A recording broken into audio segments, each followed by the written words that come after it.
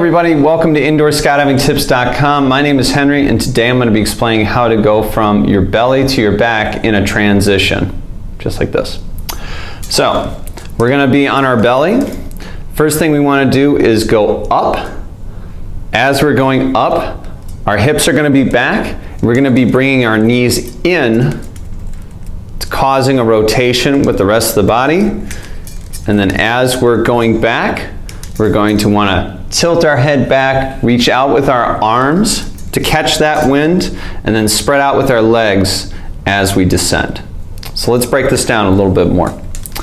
As we're popping up, we want to shoot our arms straight out this way to generate the maximum amount of lift as we're going up. So shooting our arms straight out, keeping our hips back, and then next we want to, you can even think about kicking with your legs.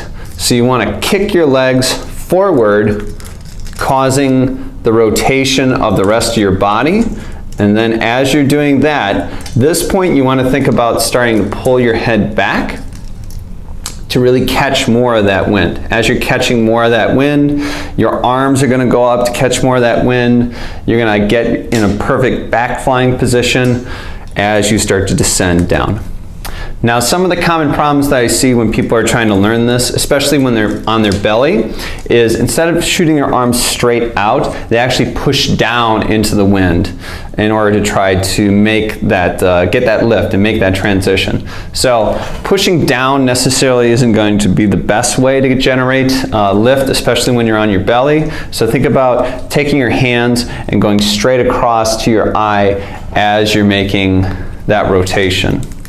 Another big issue is you don't really want to push your hips either as you're transitioning over, because that's going to generate a lot of force on your back, causing you to go in who knows which direction. Some common problems that I notice when people are doing this technique.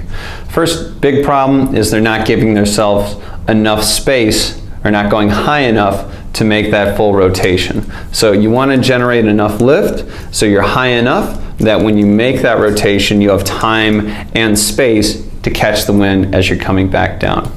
Also, especially when they're in the belly flying technique, instead of shooting your arms straight out to generate that lift, they in fact push their hands down, and it doesn't work so well. So you can see right here, instead of reaching your arms across, reaching your hands down to try to make that rotation or generate that lift to go up doesn't work so well.